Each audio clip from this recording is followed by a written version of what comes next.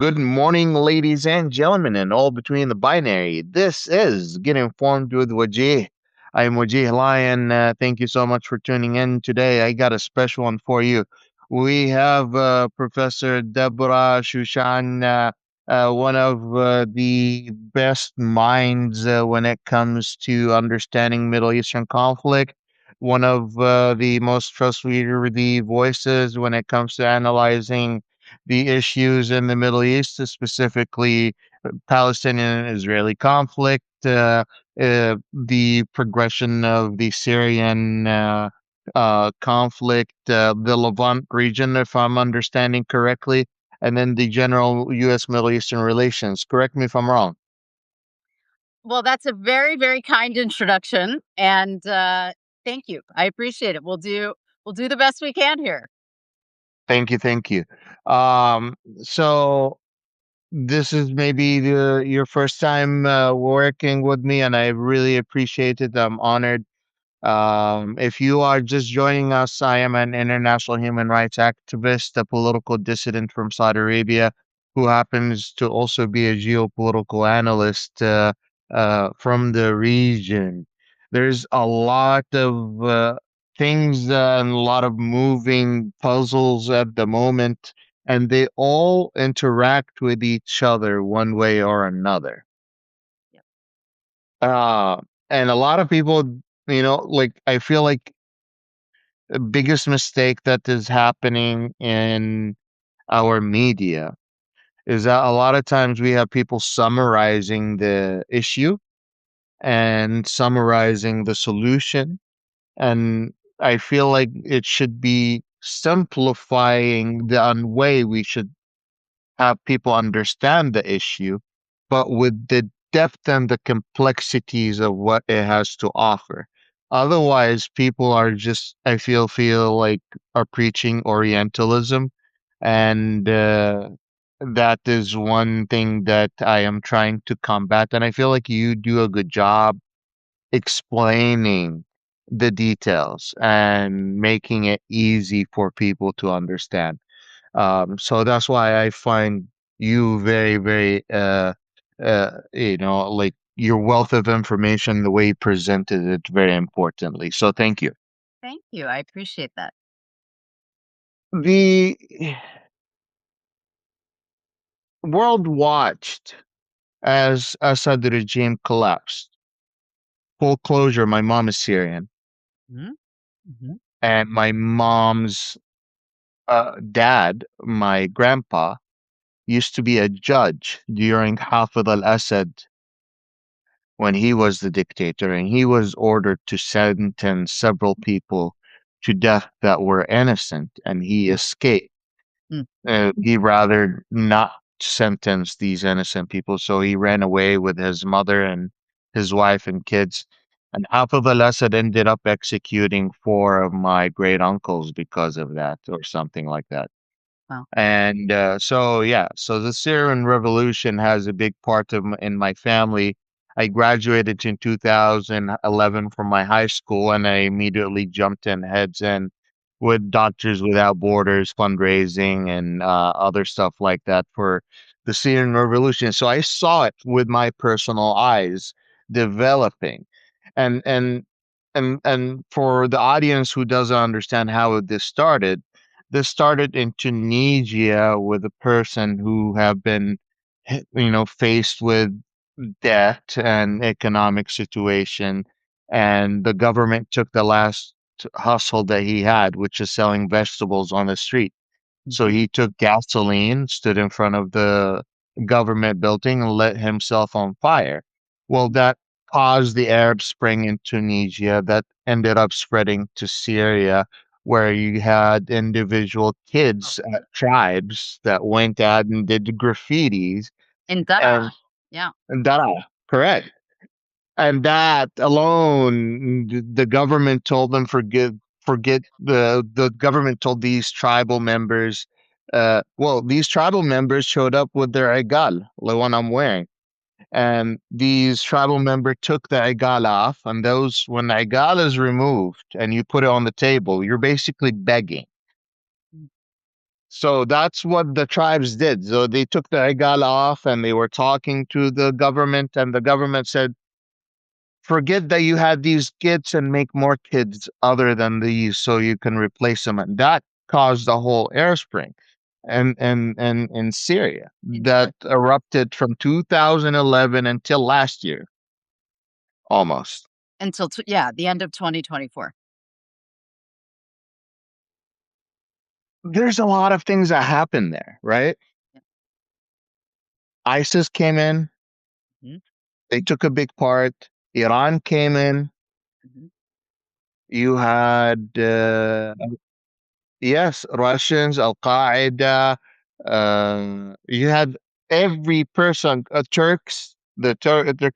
Could you explain to us the theater of the complexity that happened and how we got them from that complexity to the fall of the Syrian regime? Yeah, well, thank you for the question. And let's just I appreciate you kind of starting back in 2010, 2011 with Tunisia. Of course, what started in Tunisia spread throughout much of the Arab world. And one thing that is interesting, that many of us who work on the region were watching, was that it came to Syria relatively late, right? Had Mhm. spread to many other parts of the region. Egypt, obviously, being a really key example. Bahrain being another one within the Gulf. And it was only later that it came to Syria because you had such a repressive regime That's that right. had been started under Hafiz al-Assad, that was passed to Bashar, that was so successful on basically relying upon a sectarian framework of an Alawite dominated, but not exclusively Alawite dominated, but with Yeah. strategic alliances to key parts of the Sunni communities within Syria, for example. And ultimately, as you pointed out, because of the very heavy handed approach that the Syrian regime took, specifically to that action in Daraa, it was kind of the straw that broke the camel's back. And it led to Yep. this incredibly bloody, horrific civil war for about 13 years. A little bit more than 13 years within Syria, tremendous destruction, and as I think you did a very good job of talking about the kind of external forces that took advantage and that participated, whether it was the Turks who had their own interests in the north of Syria and particularly wanted to act against Kurdish autonomy, given Turkey's own Kurdish population and its fear of Kurdish separatism. So you had, active Turkish involvement. You had the Russian government, supporting Bashar al-Assad, being very, very heavily involved. You had Iranian involvement, and not Hezbollah. Iran, but also Hezbollah, right? You had both Iran and Hezbollah, large numbers of Hezbollah troops coming from neighboring Lebanon, which was a really interesting development because for so many years, as you know, of course, uh, Syria had been a major, major foreign actor along with Israel in Lebanon, right? Dictating politics within Lebanon. And this time you see Hezbollah, in a sense, return the favor. Not a lot of people talk about that intervention that Assad tried to have inside of Lebanon. Exactly, exactly, which basically fell apart in about 2005.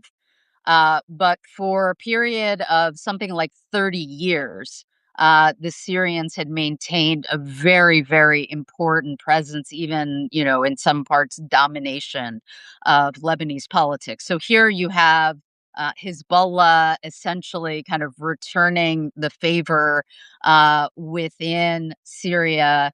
Obviously, the US was involved, but to a limited extent. And then ultimately, I think, what we saw. in terms of the regional impact of October 7th and the post October 7th Israeli war, not only in Gaza, which many have assessed led to a genocide, but beyond. Right, it led to action. Israeli action in Lebanon against Hezbollah, um, Israeli action as well against Iran, and I'm sure we'll talk much more about the U.S. Follow up. Sorry. If I have a follow up Yeah. question, Sure. would you say the October 7th attack has become a point in history where Israel went on steroids, I would say, or not went on steroids, but it marks a different strategy where their escalation ladder goes on full spectrum. Mhm. Because, for a long time, uh, the Israeli mindset or strategy is to own the escalation ladder. Of course. And that basically by definition means they never de-escalate. But after this October 7th attack, I feel like that was the only policy they have left. That's the escalation ladder. And I feel like that didn't only apply to Gaza, it also applied to Lebanon, it applied to Syria, and it applied to any neighboring country that is by any chance coming close. Yeah. We go ahead. Yeah. So a few things to keep in mind, right? Um, we have Israel has in place an extremely hardline government led by Benjamin Netanyahu. It's an interesting situation with Netanyahu because while he has, tried to build himself a reputation as being Mr. Security, someone who would keep Israelis safe. That was his, chief selling point. Obviously, that broke down on October 7th when there was this really unprecedented attack by Hamas against southern Israel, 1,200 people killed, horrible atrocities committed, 250 taken hostage, either alive or dead, and brought to Gaza. And it was a tremendous failure on the part of Netanyahu and his regime in terms of being able to keep Israelis safe. And of course, Israel had you know, a reaction that many of us saw at the time was not ultimately obviously it was very bad for it was terrible for the Palestinians and Gaza, which suffered massive destruction. um, Also Israeli escalation in the West Bank as well, not connected specifically to Hamas, much of it through state-backed settler violence or terrorism. um, and at the same time, right then on October 8th, we have Hezbollah, which enters the war in support of Hamas. And Israel basically takes the opportunity.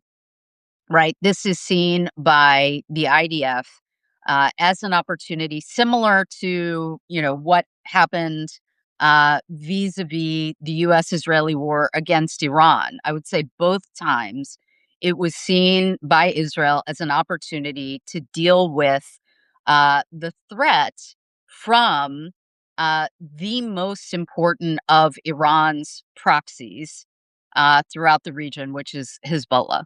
Right. Mhm. And so Israel mounts major operations in Lebanon. Um, and ultimately, going back to Syria, there is a series of kind of dominoes that would contribute ultimately to, the shockingly quick fall of the Assad regime at the end of 2024, right? You see the weakening of Hezbollah with the pager attacks, Yes, um, right? So we see that. We see the weakening of Russia, which is a separate matter having to do with Ukraine, right? that's Not right. just and also Russia's distraction, right? Russia was no longer interested in in Syria, in the Middle East. It had its own battles, its own much more, existential battle that it had chosen, to be clear, to fight in Ukraine. You see the weakening of Iran. So there are a number of external factors that contribute ultimately to the success of the rebels under Ahmed al-Sharia and the fall Now, of Ahmad Bashar al-Shara al-Assad. is a very interesting character. You mentioned Ahmad al-Shara. I want to get to him here in a second. But it wasn't the original strategy for the Russians on why the Russians were originally very close to the Syrians because that was their only access to warm water Sure. Well, was through the Syrian. right. In through to the Mediterranean, exactly. And so and the interesting thing is, one thing worth I think pointing out is that the new Sharia government in Syria Mhm. has actually maintained relationship with Russia, even though Russia was such a strong supporter of the Assad regime in Damascus. It has allowed the Russians to maintain their sea access within Syria because it perceives that there's certain advantages that it still obtains from that relationship with Russia. It has a military that is entirely built with Russian components, and so, and it needs the parts from Russia. There are, many different aspects of the Syrian-Russian relationship that would take time to unwind if a new Syrian regime wants to do that. And so, yes, I mean, there are definitely mutual interests that continue between that go beyond any one Syrian regime in Damascus. Um, but, also this was a foothold for the Russians in the Middle East among as their uh, kind of global ability to project power declined, post Cold War. This was still a way to maintain their influence within the Middle East. And so, yes, so they maintained a major interest in Syria, but of course, we saw that decline after 2022 and the start of the Russian invasion and all-out battle against Ukraine. Who was supporting Ahmad al-Shara before the fall of the Syrian regime?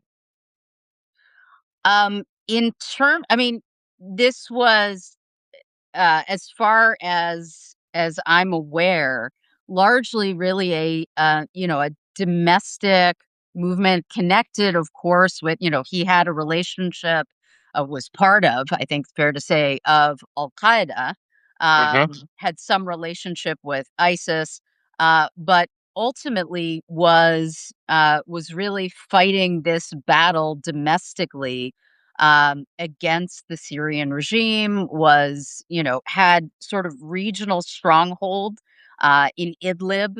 And many folks didn't really think that it was capable of projecting substantial power in order to take over Damascus. But I think it was those key international factors that didn't necessarily, that weren't directly supporting al Sharia, but weakened the regime in Damascus and enabled al Sharia to move with lightning speed and take over Damascus and ultimately consolidate power in many parts of Syria. Although I think it's worth noting that there is still fragmentation in Syria, right? I mean, you still have um, Turkish troops that are present in the north, in fact, who are actively trying to take away, and in fact the Syrian regime as well, under al-Sharia, trying to take away the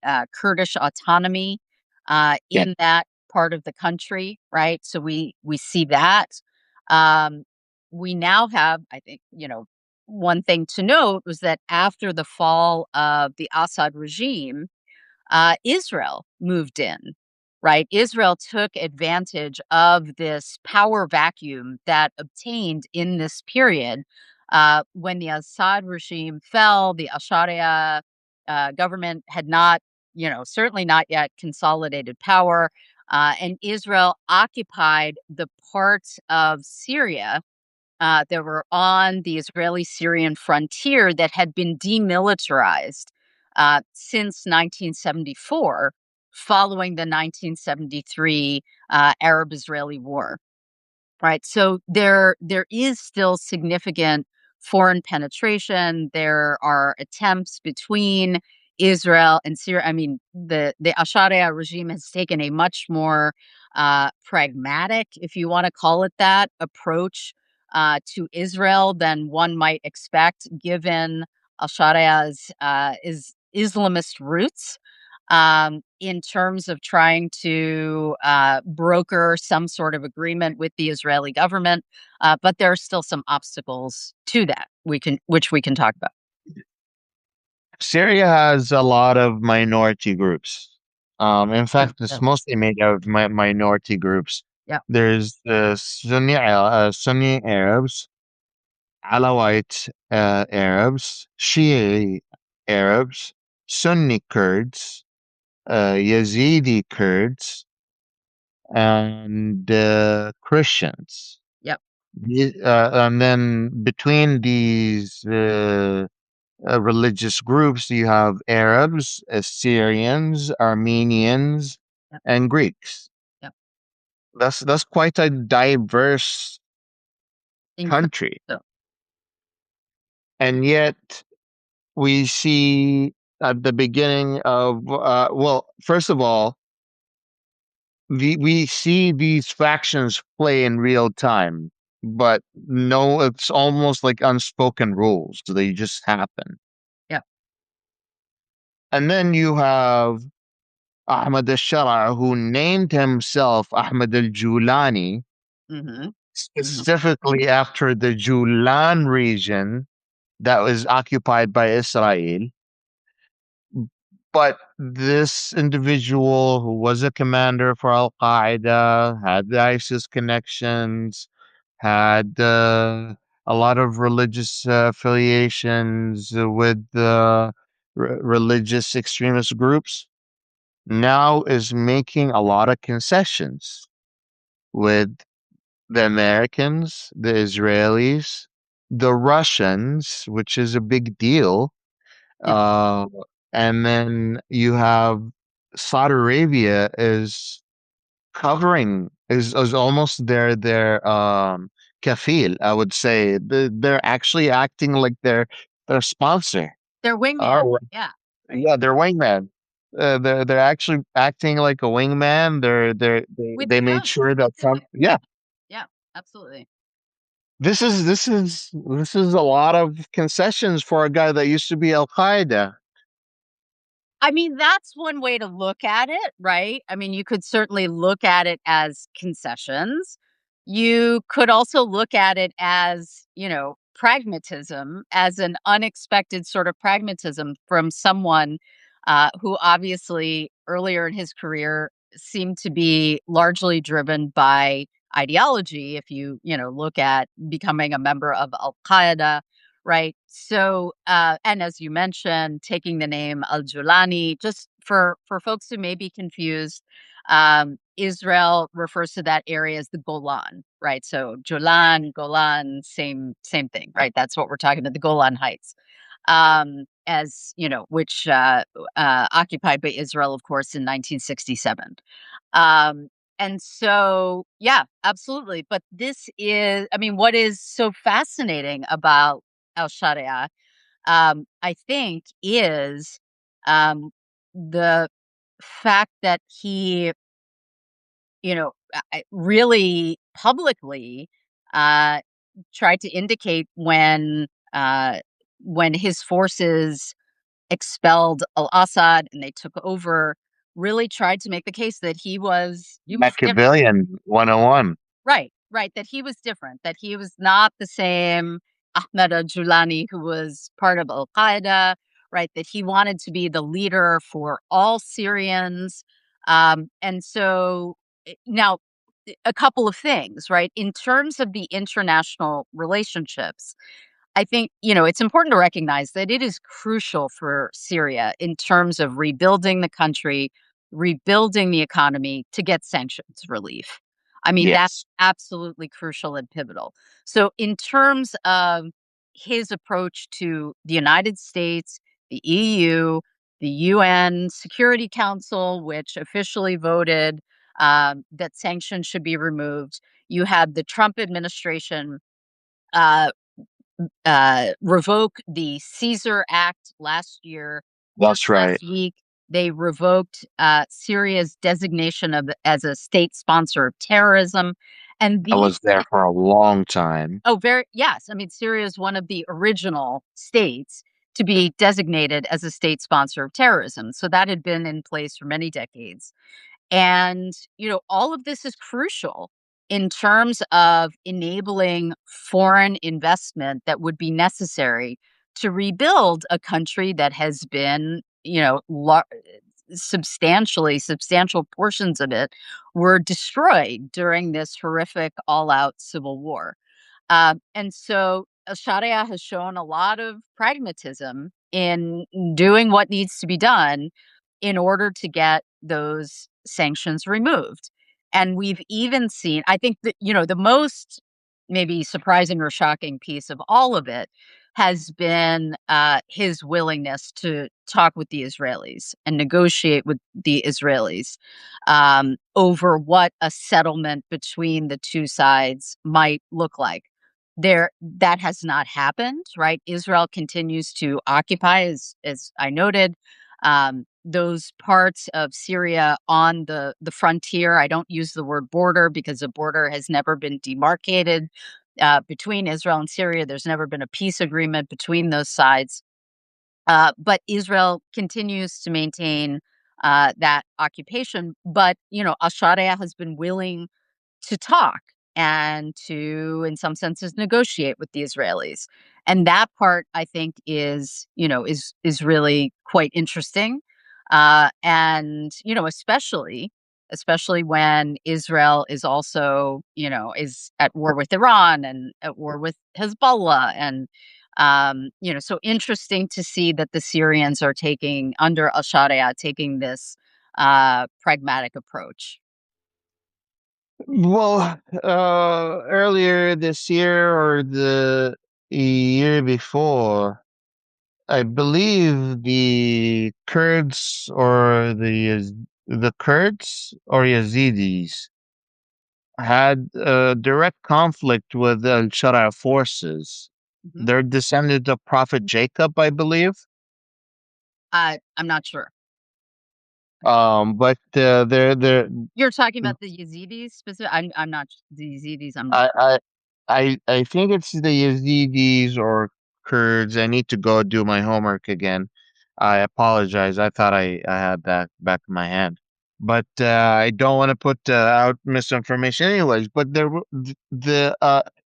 it has been shown several times that Shaddai still doesn't have full control over his forces.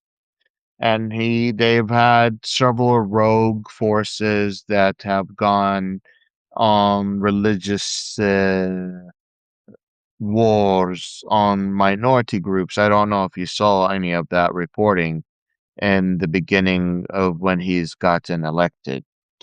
I'm wondering, in addition to that note, are we seeing a transitional government in reality, or am I seeing another pragmatic leader that gains popularity and becomes a populist and ends up becoming almost like one of the Saddam Hussein. Also it becomes not in terms of oppression, but in terms of how they become into power, becoming a populist and then staying in power forever. Do we see a transition for the Syrian government, or do we see that Ahmad al-Shara is here to stay? So it's a great question. Let me just, in terms of I should return to the point that you made earlier in terms of Syria being, a mosaic of an incredible number of different, religious and even ethnic groups.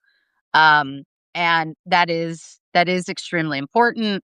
That is something that was, in some cases by design when Egypt and France, not Egypt, England and France, UK and France, basically divided up the Ottoman Empire post World War As I One. speak, yeah. Basically carved Lebanon and Syria apart and created Lebanon as a state that would have a Christian majority or at least plurality, right? So you have all of that sort of dynamic. And it's worth noting that while there was, of course, tremendous jubilation in Syria when the brutal Assad regime was overthrown, among Syria's minorities, whether it be the Alawites, the Kurds, the Druze, and others. You mentioned the Yazidis. There was a lot of trepidation about what a Sunni, potentially Islamist led regime in Damascus would mean for minority groups throughout the country, right? Um, and What does that mean so, to the minority groups? what does it mean for the minority groups? I mean, we're seeing some of that play out in terms of, I think, what's happening with the Kurds who had been able, in the latter years of the Assad regime to kind of carve out some autonomy. Um, I think it's worth noting what's happening now with the Druze. In southern Syria, basically the area, Druze constitute a very substantial population within the Golan, the Jolan, whatever you want to, call that. That is Israeli occupied, but also the Syrian regions under Syrian control that abut that. And there have been attacks by Ashariya's forces against the Druze, and this is significant in terms of what's going to happen between Syria and Israel, because the Druze population in Israel, not necessarily in the occupied Golan, but in the rest of the country, have agreed to be conscripted into the Israeli military, into the IDF. And so there is a real feeling among Jewish Israelis that the Druze are brothers in arms, that they have died That's right. along with Israelis in battle. And so Israel has, basically said that if the Syrians are going to attack the Druze in Syria, that Israel has some sort of stake in that. And so, in terms of some sort of settlement between Israel and the Syrians, that is one of the issues that Israel is putting on the table. So, Damascus's treatment of the various minority groups, also, there's a relationship between external forces that maintain, a say over what is happening in Syria and what the Ashariya regime does internally vis-a-vis its minorities, right? There's a interplay there in terms of those dynamics. Oh, um, that's a lot to process. But yes, you answered my question about the minority group, the Kurds. That's the minority group I was looking for. But And yeah. I mean, I think the Druze piece is really interesting as well. And look, you have the Alawites were the backbone of Yeah. the Assad regime. I mean, it's one of the things that's so interesting to me about the Assad regime is that the Assad family belonged to Syria, one of Syria's minority communities, the Alawites. And in fact, that was kind of part of their secret sauce that kept them in power because they developed such, kind of a clientelistic network of solidarity among the Alawite population and, some of the other minorities, along with some of some parts of the Sunni community within Syria. And so, obviously the Alawites, with the fall of the Assad regime, are one of the minorities that has been, had the most trepidation about the potential for, revenge against them by What weren't the Assad family so invested in creating these factions and actually making sure that these factions actually stay divided and hate each other? I mean, that's what my mom used to tell me. Yeah, sure. I mean, which is a common tactic, right? Divide and rule tactic that is used in many authoritarian regimes as a means to maintain power. So, which your mother obviously, knew quite well and experienced. So, yes, absolutely, I would agree with that. Now, let's get back to the Julani. We talked about him as being this pragmatic leader. Maybe, maybe we certainly see indications of that. We'll see what happens going forward. Oh, it looks Wajih, I can't hear you. It looks like we may have lost your sound, inshallah, temporarily. I still can't hear you.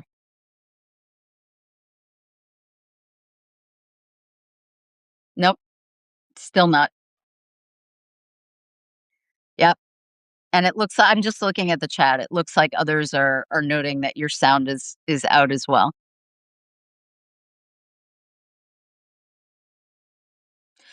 Nope, still can't hear you.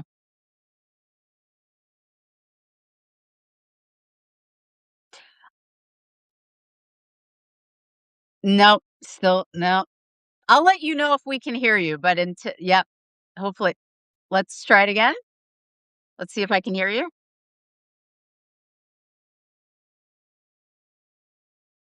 Wajih? All right, folks, it looks like he's trying a new audio. Just tried a different Now, headphone. here we go. I can hear you again. I didn't the one other thing, Wajih, that I would say is No, I still can't of hear. in terms of what is going to happen with Huh? Sharia and Let's try it. how long he may stay Let's in try power. it. Can you hear me? Not Ahmed. Wajih, can you hear me? I don't know that you can hear me. It looks like the audience can hear me, but I'm not sure if Wajih can. Hello, Wajih?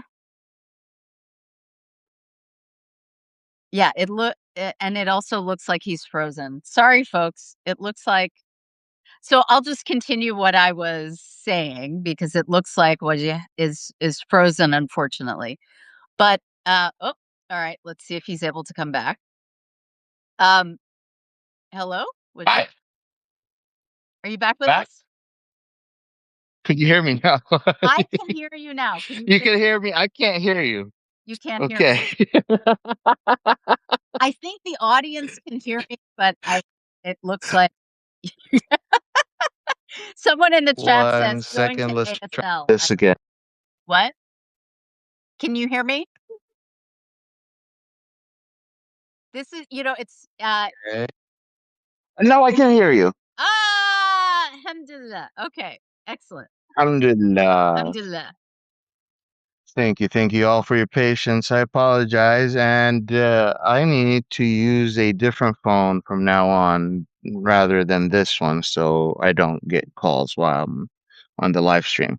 Ah, But I was talking about Ahmed al-Shara, and I was saying that he is a pragmatic leader, showed his capabilities of maneuvering through different international policies, international politics, got on Trump's good side. Trump sprayed him with a whole bunch of fragrances in the White House yeah. and then sent him with more fragrances when he returned And back. didn't I believe he also made a comment about him being good looking? Yeah, I think Trump Loki is gay, but we'll talk about that later. But the I was asking you, and we got distracted by something else. Is he here to stay as a pragmatic populist, or is he as like he promised that he is going to be part of this, transitional government? I think it is really too soon to tell what's gonna happen with Ahmed Sharia and, and his transitional government. It is positive to see that he has incorporated, some folks into that transitional government that show some attempt, to broaden beyond what you would expect, from a government led by someone like Ahmed Sharia. But in terms of, what happens in, vis-a-vis popular inputs and within the government versus an incipient budding dictatorship, I think it's really too early to tell, certainly too early for me to tell in terms of what Syria's future is going to look like, what Ahmed Sharia's future is going to look like. I do think that the measures that the international community and I have a lot of criticism, and we could talk about this vis-a-vis Iran, but a lot of criticism about the Trump administration in many, many regards. I do think, however kind of weird and slightly homoerotic the situation between Trump and Al-Sharia is, I do think the lifting of sanctions against Syria by the U.S. and other powers is really important for anyone who cares about the Syrian people and wants to see the country be rebuilt. You think this the release of sanctions on Syria is a good decision by the Trump I do. administration? I and again, I say that as someone who, won't praise a hell of a lot that the Trump administration does, but I think this is something that I think, is broadly supported, um, on a bipartisan basis within the United States government. I think within Congress, there are folks who may be critical to some extent because they would have liked to seen some conditionality or whatever. But I think it's a good decision, and I think it's one that has generally a substantial amount of bipartisan support here in the United States, and global support as well. I that is very notable What do because you? a lot of But what do you think about it? I honestly feel complicated because I think the people who will benefit the most is the Syrian people, the everyday people that have been struggling to get a tank of gas into their building because buildings are heated up and they're gassed, and the electricity and the heat in the winter in particular is by gasoline. Mhm. So you have these gasoline trucks going from one building to another, and you have families who, just rationing out this type of purchases. And during the Assad regime, these purchases were very, very hard to make. Sure. Um, the opening of the Syrian economy allows Syrian mom and pop shops that have existed for centuries in some occasions and for decades on many other occasions to engage with the global economy for the first time. I, as a person who's still not able to leave the US, I'm able to look at shops and on Instagram at the moment and look for a rare silk that was made maybe 50 years ago that's no longer made by hands now. Yeah. And I'm kind of tempted to buy some for myself. But you get the idea, right? Now, for the Yeah. first time, people are able to purchase stuff from Syria, including Gulf countries, and it's pumping a lot of money into the Syrian economy. And I'm very excited for the Syrian people. It is genuinely making a difference in the everyday to day lives. And I think I've seen people like go to the most expensive restaurant and order everything on the menu they had, and they spent maybe $150 US dollars. So just like to give you an idea of how cheap the country is. So a lot of Syrian Americans are going back for the first time in 50 years, 60 years. They're excited. Yeah. Yeah. So no, I'm very excited for the Syrian people. Um there's a lot of I mean, we have to remember ISIS had a lot of camps, and these camps were brewing grounds for extremism. Yeah. And many people who were in these camps are returning also to Syria. So, it's a two-edged sword. You're definitely helping a lot of basic innocent people to get back to having an economy, but that is exactly what you need, where people have something to lose to not want to risk it. Yep. And that is exactly how you defeat terrorism. That's As exactly. is and a lot of people don't understand that, and just balancing out exactly how to do that is very important. So that's why I agree with you, it's very important, I see the benefits of it. But on the other hand, like, I could see how anyone on the far right would try to get on that wagon. But here's the thing, all of the European countries want to strengthen their relationship with Syria so they can send all of the Syrian refugees back to Syria. Mm, mhm, That's something no one talks about. Like, mm. Ahmad Shara, when he comes around European countries, part of the economic relief that he's getting is that he's promising to take back Syrian refugees back to Syria, especially Syrian criminals or Syrians with criminal records at that point.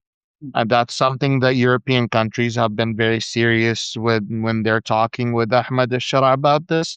And I haven't heard anyone talk about that, honestly. mhm, mhm. But that is being played out, and I think that is one of the biggest, again, defeating terrorism, getting immigrants back to their countries has to do a lot with how you stabilize a country. If you send back people to a country that doesn't have any stability, you might be causing instability. So it's a very, very balanced equation they need to play. Absolutely. I mean, there are complications to be sure. Um, but one thing that I think is another way of kind of casting what you're talking about, another piece of that is that because unfortunately so many Syrians had to leave the country during the horrific civil war, and many of them, of course, went to Europe. As you pointed out, very, very few were able to come to the United States. And in fact, the Trump administration just removed TPS protections so that they no longer stay here, which is another piece of this. Thank you, Trump administration. I'm being sarcastic here. And of course, they did that to the Haitians as well. They did it to the Haitians and Syrians together, removing TPS protections. Um, But, on the positive side for Syria, whether those Syrian expat populations come back permanently or maybe more likely in many cases, come back, visit, invest in the country, even if they kind of become dual citizens going back and forth between European states and Syria, that brings a lot of potential for, again, for external investment where emigres can help to rebuild the country. One thing that I would note that folks may not have seen that's really interesting, which I'm sure you'll know, is that Syria has an historic Jewish population as That's well. right. Um, you know, of which very, very, very little, almost nothing remained within Syria during the Assad years. But you have seen actually some Jewish Syrians uh, go back, not necessarily to live permanently, but to basically reconnect with their Syrian roots. And there may be some interest there in also, reconnecting, investing, etc. I mean, that's a small part of the equation. I don't want to, that's a very small population. But the possibility that that Syrians who have had to leave and go elsewhere, being able to be involved now, in rebuilding the country, I think is important. And the other thing I think to mention that's worthwhile is that sanctions are a very blunt instrument, and they often hurt the people who ostensibly they might be intended to help. And you Yes. talked about, I think, right, how sanctions, hurt your kind of everyday Syrians who are just trying to make a living. While the Assads, when they were still in power under sanctions, were able to live very opulently, right? They Mhm. didn't actually hurt the Assad regime. And so that's something to think about. Sanctions often kind of backfire. Something to think about when removing sanctions, which I think, yes, it's complicated. Yes, it has to be done in a smart way. But overall, I think is a really positive development for the reasons we've talked about. I absolutely agree. Thank you for being willing to dive into the deep regarding that. We haven't touched on a really important subject here, which is Syria during the Assad regime used to be uh, you could say, a pipeline between Iran to Iraq, from Iraq to Syria, from Syria to Lebanon, and so on and so forth to Gaza. Uh, that pipeline now has been severed Hmm. because Al Julani is in charge. You have Trump trying to convince Ahmed al Shara a few times to get involved in the conflict in Lebanon. And Ahmed al Shara is a place where he understand that he just can't do that.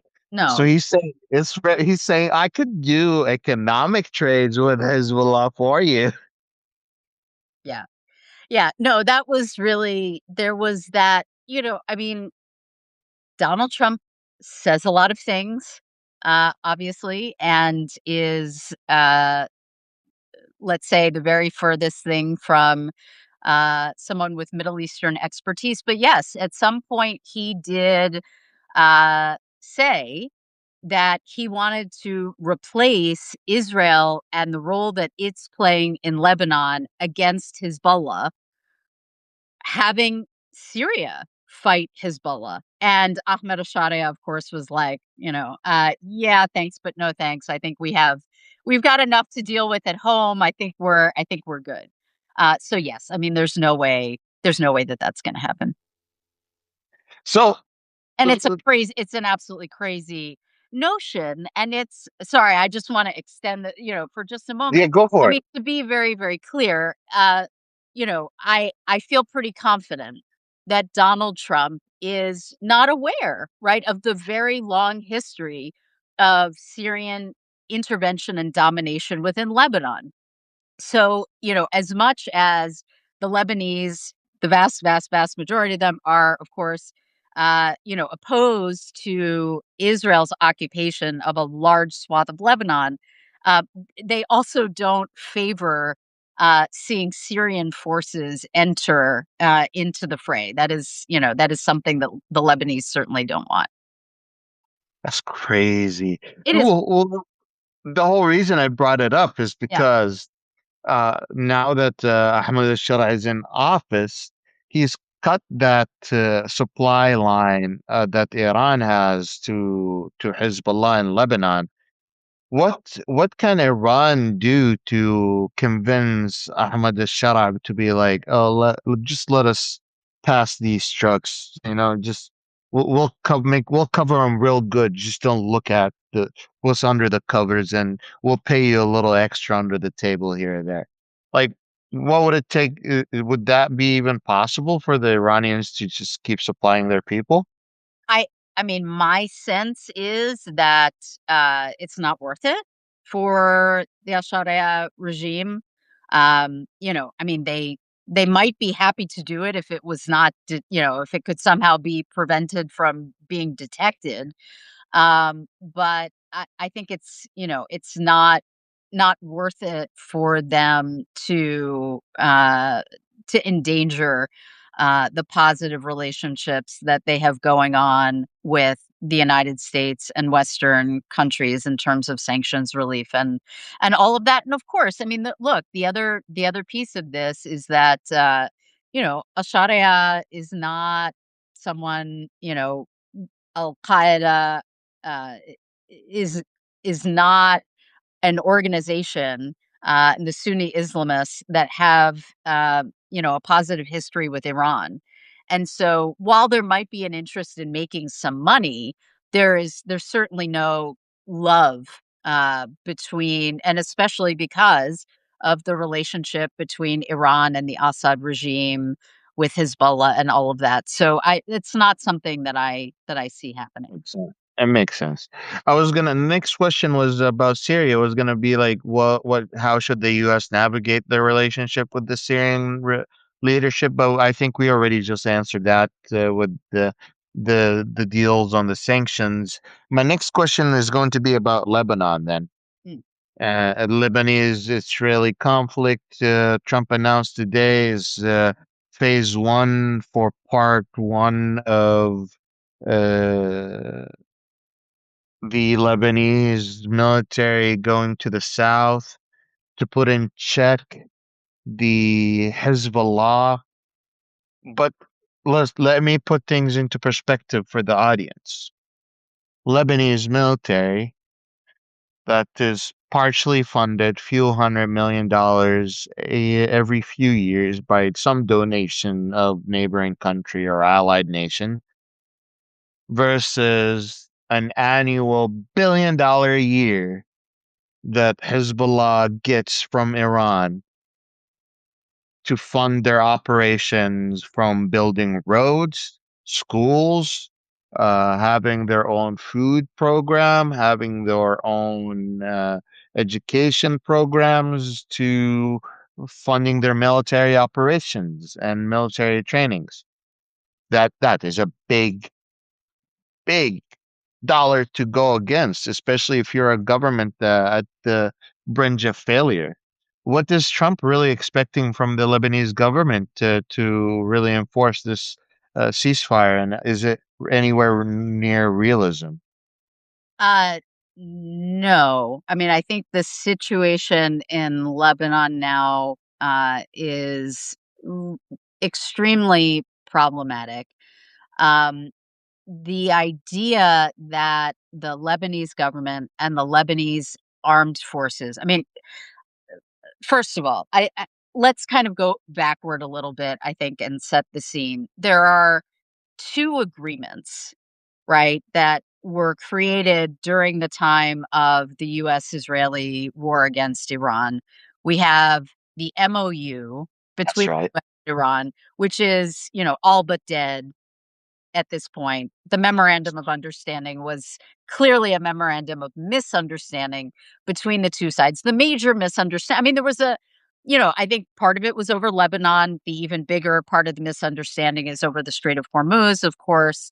But so you have that in place, and that under the MOU, the very first paragraph of the MOU talks about a ceasefire and sovereignty, protection of sovereignty, right, of all countries in the region. It specifically mentioned Lebanon, right? So that part I think was pretty clear, and that was a major demand of Iran during the negotiations, right? So you have that. And then you have separate negotiations between uh, Israel and the Lebanese government under the auspices of the United States, conducted here in Washington without any participation from Hezbollah, which, of course, is a major actor in all of this. They certainly never blessed this, but there is an agreement between Israel and Lebanon that basically is fundamentally at odds with the MOU, right? Because that second agreement basically allows for Israel to maintain its occupation of southern Lebanon. So it's at odds, right, with the idea of of a ceasefire, of Lebanese sovereignty. The MOU would seem to, even though it doesn't explicitly say Israel has to withdraw from southern Lebanon. I mean, when you're talking about sovereignty, what does that mean? Here, under the second agreement, you have Israel able to maintain its occupation until Hezbollah is disarmed, right? And it does talk about, Israel withdrawing from certain, kind of pilot experiment areas, and the Lebanese government taking over, the Lebanese armed forces taking over, and a gradual Israeli withdrawal after Hezbollah is disarmed and all of that. But the problem, I mean, this is all obviously very, very complicated. You have a weak Lebanese state. You have, Lebanese armed forces, which are weak. You talked about the countervailing factor, obviously, of Hezbollah and the support that it receives from Iran. But there's also a question about um, how the Lebanese armed forces um, counteract Hezbollah, basically take over portions of the South when the country is still occupied.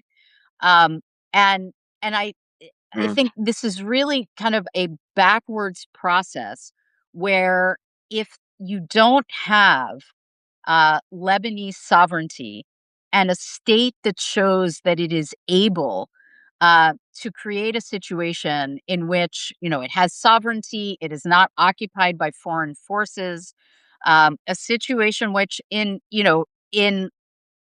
some cases, Hezbollah has perhaps increased its support, at least among some of its Shia base, in opposition to the Israeli occupation. It's it's unrealistic, right? What that second agreement calls for, and also, I think the Israeli government fundamentally has no great desire and is in no hurry to withdraw its forces from southern Lebanon, especially as long as you have this ultra right wing Israeli government in power, some of which would even be happy to see Israel build settlements in southern Lebanon. Um, What wasn't part of the agreement that Lebanon would give up its right of pursuing any human rights violations committed by the IDF during this conflict? that's right. That's right. Yes.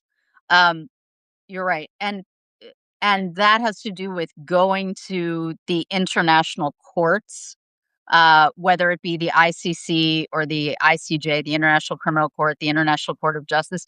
But note note that at the very same time that that is happening and that that's embedded in this agreement, the U.S. government is undertaking. It was just announced, I think, last week. It was last week. The State Department announcing that it's basically undertaking, a complete assault against the ICC, the International Criminal Court, not just vis-a-vis Lebanon. Even though the U.S. established the International Criminal Court. No, well, Hell, no, not exactly. The US has never been a signatory to the ICC. It's complicated, right? This oh, under the Clinton administration, the US was, somewhat involved in the negotiations and was a party to the Rome Treaty, but never became an official signatory, never ratified, never joined the ICC. And Israel is not a signatory to the ICC either. of course. And so, but it's one thing to not be a signatory to the ICC. And there have been, over the last several years, there have been many efforts in Congress to attack the ICC. The Trump administration has sanctioned, officials with the ICC, but now there is an even escalated offensive that the Trump administration and particularly the State Department under Secretary Rubio, which have clearly hated the ICC for a very long time, very strongly objected to the warrants that it issued for the arrests of Prime Minister Netanyahu and then Israeli Defense Minister Yoav Gallant vis-a-vis the Israeli war against Gaza. There's been strong objection to all of that. And so that is, yes, you are correct that that is in the second agreement between Israel and Lebanon within this broader context of of US and Israeli enmity toward the ICC. Oh, so, what is the ultimate objective for Israel and Lebanon? Is it like what does actually dismantling Hezbollah military mean? Because that sounds just like another 10 a war that's going to go for another 5-10 years if they really want to dismantle Hezbollah like they really are discussing at the moment. Well, look, I mean, I, I think we have to be clear that Hezbollah absolutely has created significant damage vis-a-vis Israel. I mean, again, I noted that it was on October 8th, right after the Hamas attack against Israel, that Hezbollah enters the war.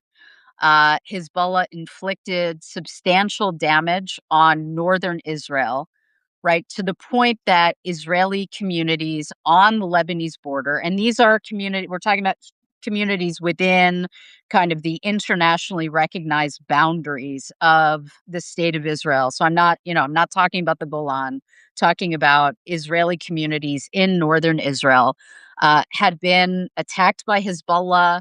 Many of those communities uh, basically were evacuated for very long periods of time, and it was there's a lot of pressure. There's been a lot of pressure on the Netanyahu government to restore peace and quiet in the north of Israel. And in terms of the way that Israelis perceive um, the situation ex ante before October 7th, Iran had built up this network of proxies around the region. Hezbollah was the crown jewel of all of those proxies, the strongest of all of those proxies. Israel had wanted Hezbollah to be effectively destroyed, disarmed for a very long time. Israel, of course, maintained an occupation of southern Lebanon for 18 years, from 1982 to 2000. Its occupation, its wars in southern Lebanon were pivotal to the creation of Hezbollah. as an opposition force to Israel. And so ultimately, I mean, Israel sees it in its basic, vital, fundamental security interest that Hezbollah no longer be able to threaten Israeli communities in the north. But even more than that, Israel sees under Hezbollah, with its very close alliance with Iran, in many ways sees, the way that they perceive Lebanon, in many ways is as having been occupied, penetrated by Hezbollah, which is to some extent an organic Lebanese force, but also uh, very substantially influenced, penetrated, etc., by Iran, which essentially kind of gives Iran a foothold right on Israel's northern border. And so the Israelis see it as crucial that Hezbollah be disarmed. The question is, to what extent that is possible. And if it is, how that happens. I think it's also in the interest of the Lebanese state, of the people of Lebanon.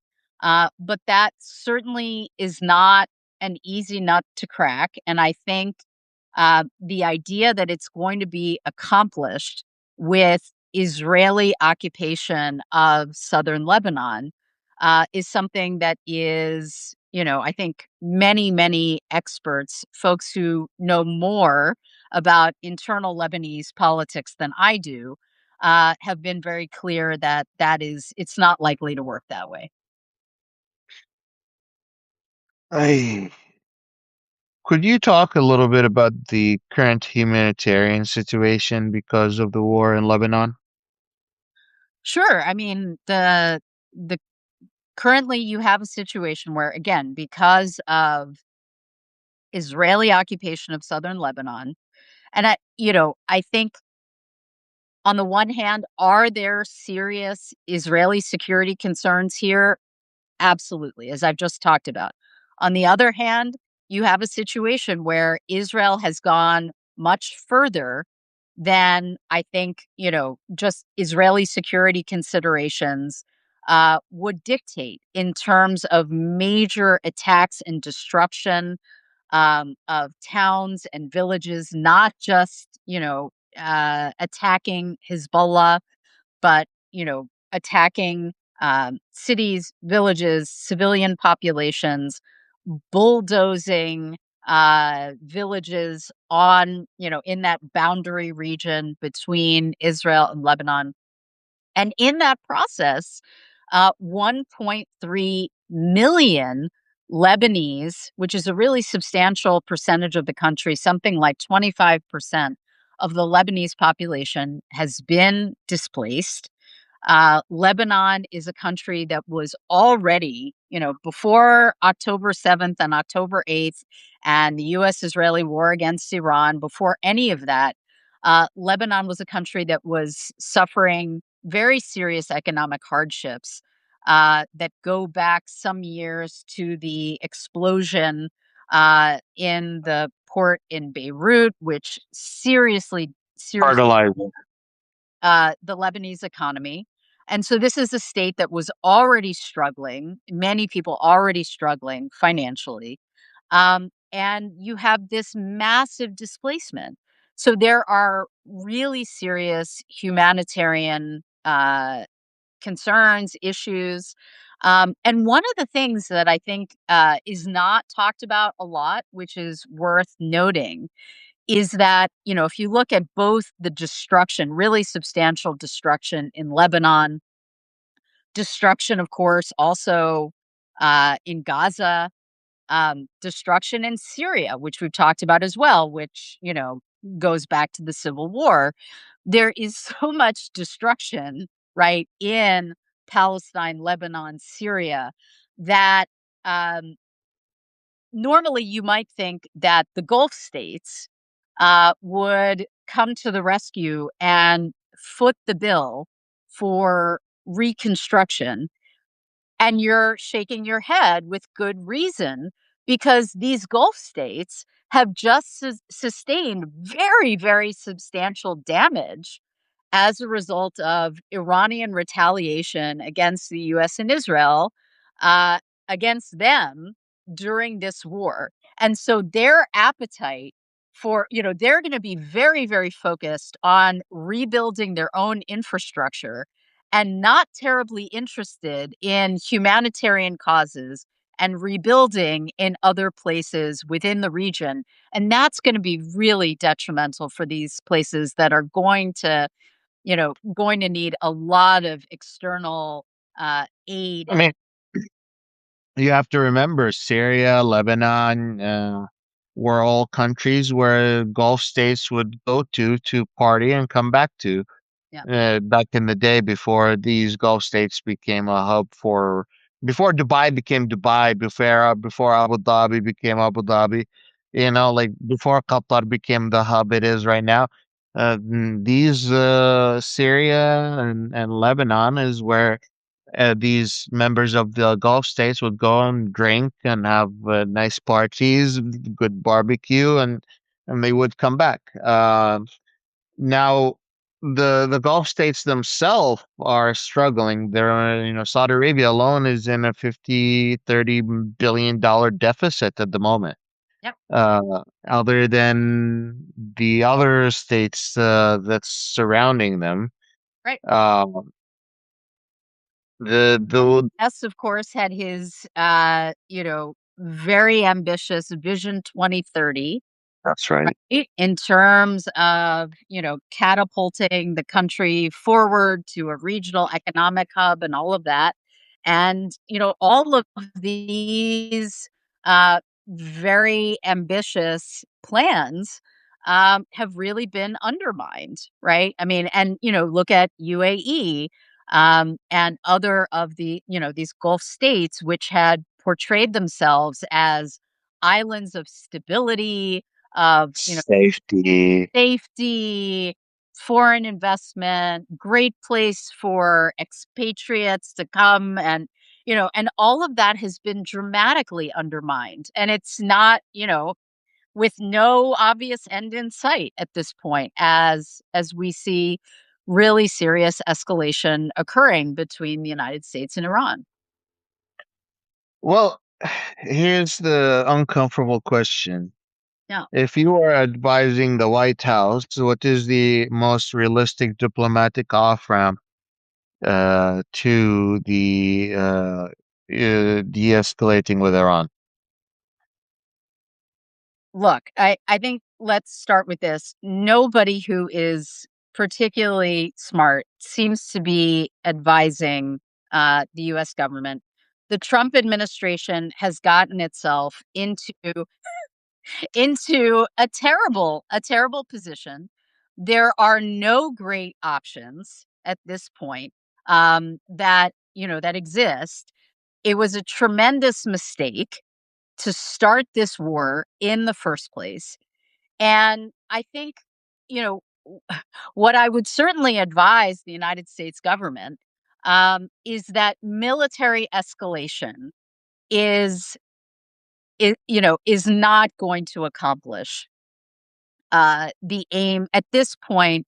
It is absolutely crucial that the Trump administration find an end to what has been a disastrous war for the United States that has not, achieved any conceivable objectives. That had, this is a war that President Trump assured us at the outset was going to last, what, 3-4 weeks. It is now, I mean, right? It is now gone on for how many months? 140 days. Yeah, I mean, so, and there's really no end in sight, and there's a lot of danger that things are going to even further spiral out of control between the United States and Iran. And the U.S. is at a point. I mean, we are, the Strait of Hormuz has come into play in a way that was not the case at all back in February of this year. You had freedom of transit through the Strait of Hormuz. Now, the Iranian regime right, as has been reconstituted after the killing of Ayatollah Ali Khamenei and several key top members of the regime, they have discovered this extremely potent weapon, which should not be a surprise, by the way, right? All of the U.S. wargaming, predicted exactly that this would happen. And uh, Iran is not going to give that up very easily. And Well, so today Al Houthi came out and said that the Bab al Mandab is also closed. right, right, and this is a very, very serious escalation, right? Where exactly, I mean, you have some amount of transit, oil transit had been going through the Bab al-Mandeb on the Red Sea, that the Saudis had been rerouting there. So this is 4.5 million versus 20, 30 million a right. So I day. mean, it was a small percentage, but nonetheless, it was something. And Something. now, you're gonna have that cut off as well. And this is something that Iran had indicated earlier in the war, during the earlier 38 days of the war, was an option that it would reserve, right? It did not call into play that option during the first 38 days. And now things have escalated to the point, also because of the Saudi attack on the airport in Houthi held territory, that the Houthis have decided. The Saudis just uprupted a 4 year ceasefire they had with the Houthis. That's exactly. And essentially, they essentially dug they started something they shouldn't have, in my own opinion, because I said this before. I said this on my podcast. I said Iran is holding Bab al-Mandab as a trump card to really escalate the Yes. situation. Yes. You see, if you shut down Bab al-Mandab and you shut down the Hormuz Strait, you can expect oil prices to jump to $200 a barrel at some point if this continues the same level. That's just what happens because you have 12 to 15% of world trade passes through Suez Canal to the Bab el Mandeb, and then you have 20% of the oil uh, for world trade flows through the Strait of Hormuz. The United States has run out of its oil. The strategic reserve for the U.S. is gone. Khalas, no more. What is left is only for the U.S. military. So what is going to be next is the American people will feel it in their pockets right away, because till this point there's a lot of subsidies. Till this point there was a lot of uh, you know mm, oil being released through our reserve, and these reserves are a matter of national security. And somehow we have decided that it's okay to use it all now. Well, I think that we are in a for a right like a very, very interesting. I I I I estimate at least 3 to 6 more months of conflict, at least. And Americans do not believe me because when I say this, they see Trump. Oh, Iran said that they will talking peace. So all the market, all of a sudden, prices drops, and I'm like, wait a minute, like, hold on, relax a second, relax 1 second, my friend, hold on, nothing happened yet. Yes. I see someone has written in the chat the phrase market manipulation, which I think is an important one here. I mean, we definitely have folks who are profiteering, especially the oil industry here in the United States, and uh, folks who are very closely allied with the Trump administration, even related to the Trump administration, who have been, allegedly profiting off of all of this. But ultimately, it is, the American people, and even more than the American people, others around the world, especially, folks in South Asia who are suffering to an even greater extent. We have, um, of course, not only the issue of oil going through these crucial passageways, but also other commodities like fertilizer. And so, there is a lot of pain that I think, everyday Americans and people around the globe are going to experience. And we're dealing with a situation where ultimately this only gets resolved through diplomacy. But I think that you're right, unfortunately, that we are not particularly close to that happening. Um, that both sides seem intent on inflicting more pain and more damage. The Iranian people have experienced horrific damage and destruction and death as a result of all of this. Um, and ultimately, you're going to have a diplomatic solution. But the problem, I think, is that that diplomatic solution is not going to be as favorable to the United States and the Trump administration as its wishful thinking would hope.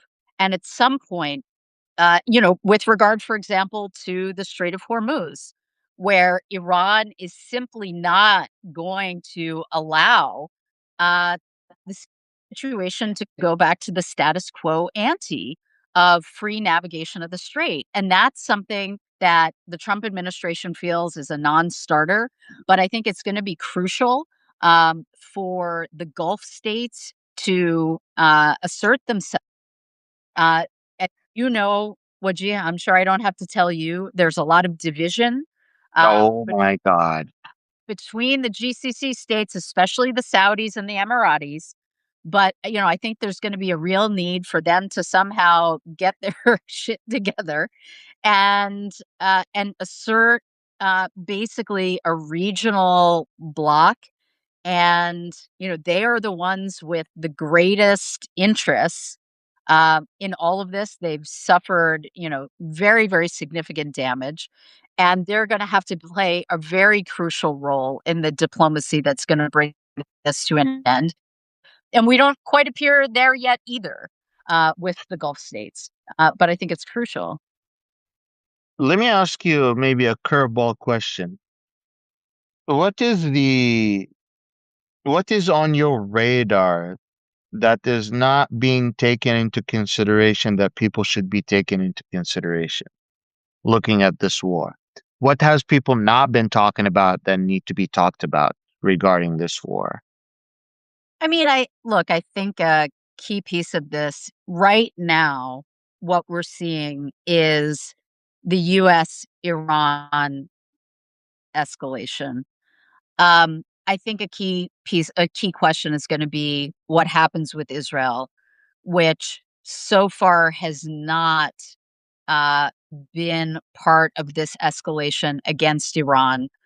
Um, the Trump administration has, let the Israelis know for now to remain at bay.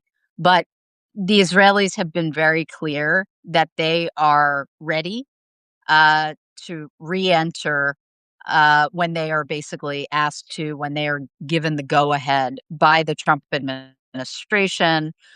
Within recent days, we have seen the United States send refueling planes to Israel, parking them, dozens of them, parking them at Ben Gurion Airport.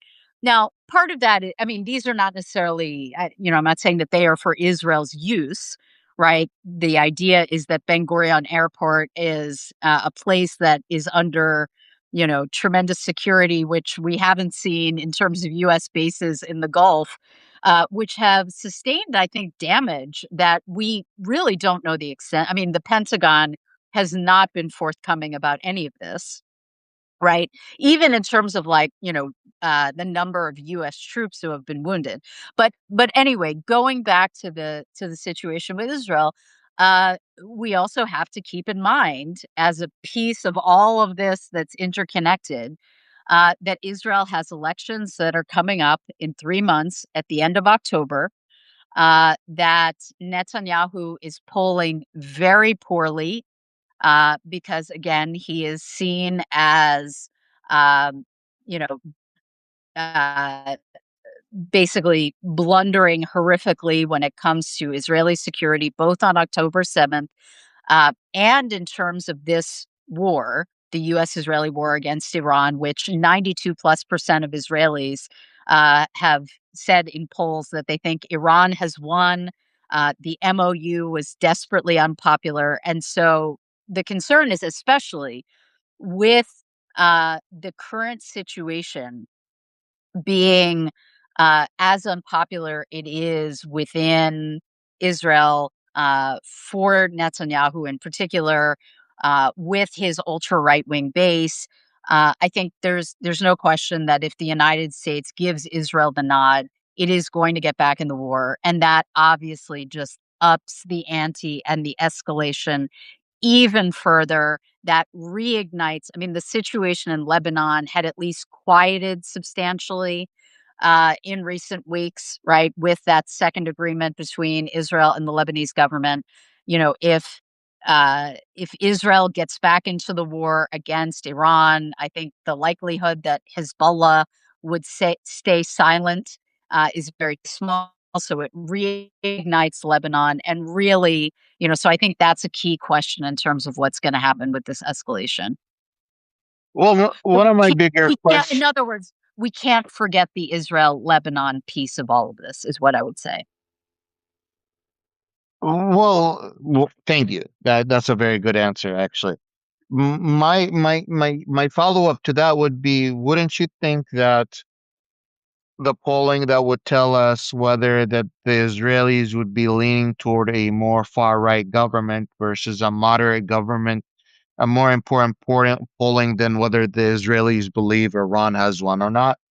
Because I feel like, to me, expecting the next leadership of Israel could give me a better understanding of what to expect Mm, from the next leadership.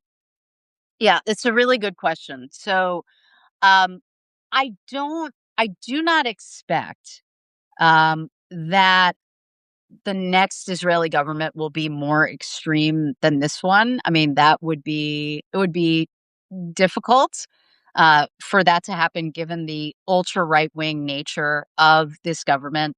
But that is the part of his electorate that Netanyahu, I think, is really trying to mobilize and hold on to. He's likely to lose this next election. I would never count Netanyahu out entirely because for a couple of reasons, one of which is that he is, anything else you might want to say about him, he is a master politician and has been able to, within Israel's fractured political system, mobilize the support that he's needed to remain prime minister as Israel's now longest serving prime minister ever. But what we have seen is that the opposition is doing better in polling than Netanyahu. The one other thing that Netanyahu has going for him is that the opposition numerically, in order to get to a majority of 61 seats in the Knesset, will have to bring, it looks like, unless this really shifts over the next 3 months, will have to partner with at least one of the Palestinian led parties in Israel, which is something that, some of the parties within the opposition have been very reluctant to do. So that's, you know, the opposition, the Israeli, Jewish opposition parties really have to get a lot smarter and more flexible about that. So there is that. But ultimately, the opposition is going into these elections in a strong position. There is a new emergent party that's being led by a former IDF chief of staff named Gadi Eisenkot, which for the first time in polling is starting to actually poll stronger than the Likud party. For a very long time in Israeli politics, whatever's been happening with the various coalitions, the Likud party, Netanyahu's party itself, had been number one in polls. And for the first time, you're starting to see an opposition party, any party, actually pull ahead of Likud. So Netanyahu is in bad shape. Um, in terms of what happens going forward, if there is a new Israeli government, um, you know, I I in terms of I think there's substantial change that's likely to happen within Israel in terms of Israeli domestic politics, in terms of the Netanyahu government's assault on what remains of Israeli democracy within what's called the Green Line, right, within Israel's internationally recognized boundaries. In terms of what happens uh, vis-a-vis Israel's regional and foreign policies, it's possible that there will not be as great of a change. I think that is likely, at least vis-a-vis the Palestinians, unfortunately. But in terms of what we see in terms of opposition to Hezbollah, Israel's policies toward Lebanon, toward Iran. I We may not see the major change that many of us would want to see in terms of those policies, those regional policies toward the Palestinians and others in the region. Supposedly, the West Bank and Gaza are supposed to have ceasefire, I'm and just Can I just answer a question really quickly in the chat? please go ahead. I Yes, there's yes. a little bit of I see a question about Israel canceling elections. And someone had earlier made a comment that Netanyahu is threatening to cancel the primary election within the Likud party, but Israel's national election for Knesset has not been canceled. That would be a huge, huge deal if that were to happen. Those elections are scheduled for October 27th. Sorry, I interrupted you. No, no. So there's several news that are coming up here. One of them was 30 minutes ago. An elderly Palestinian wounded in a settler attack and occupied West Bank. You also have a ceasefire in Gaza that's constantly broken. The things that are being attacked by the by the IDF are very questionable. Like the person that was responsible for uh, publishing the World Cup for, kids and neighbors to come and gather to watch together, the water desalination plant. They're not like they're genuinely targeting civilian infrastructure. And they keep claiming it has to do with Hamas. It has to do with Hamas. It has to do with Hamas. How much of that has anything to do with reality, and how much of that is just an excuse to keep hitting civilian and killing innocent lives in Gaza at this point? I mean, the situation in Gaza is horrific. Um, the intervention by the United States, the international community, the Board of Peace, the UN Security Council resolution that affirmed the Board of Peace is extraordinarily problematic. We are in a situation now where Israel controls roughly two-thirds of the extremely tiny Gaza Strip. The Palestinian population of Gaza is, in horrific circumstances from a humanitarian perspective. There is a need for massive rebuilding, and not along the lines of the Kushner plan of turning it into the Kushner Trump plan of turning it into, a Riviera on the Mediterranean of AI hubs for um, Gulfies to, and internationals to come and enjoy, right? So it's really a horrific situation. Netanyahu has, promised that Israel will take even more territory in Gaza. He said, starting with 70%, right? And possibly more than that. The situation in Gaza is, clearly terrible, and it will remain so unless there is international pressure um, on Israel for something fundamentally different. And we don't see that. We don't see that forthcoming from the Trump administration. As you mentioned, there is a so-called ceasefire in place that is, as I'm not the one to come up with this, but more fire than cease. It is, it's a really terrible with major attacks that are you mentioned the killing of the Palestinian man who had arranged for a viewing, large scale viewing of the World Cup in Gaza, who obviously should not have been a target for attacks on journalists and and civilians and all of that are continuing. So it's a terrible situation in Gaza. But you also mentioned the West Bank, where there's also an incredibly problematic situation. Could you actually explain the different situation? Because Yeah, people don't understand, like, what's the difference between living inside Gaza, an open prison, basically, where you literally can't leave, versus living in the West Bank. What is it like to live in the West Bank versus living in the Gaza Strip? sure. So, first thing I'll say, shameless self promotion, that if folks are interested in learning more about Israel Palestine, definitely do. If you don't already subscribe to the debrief, check it out because this is our kind of main bread and butter here on the debrief.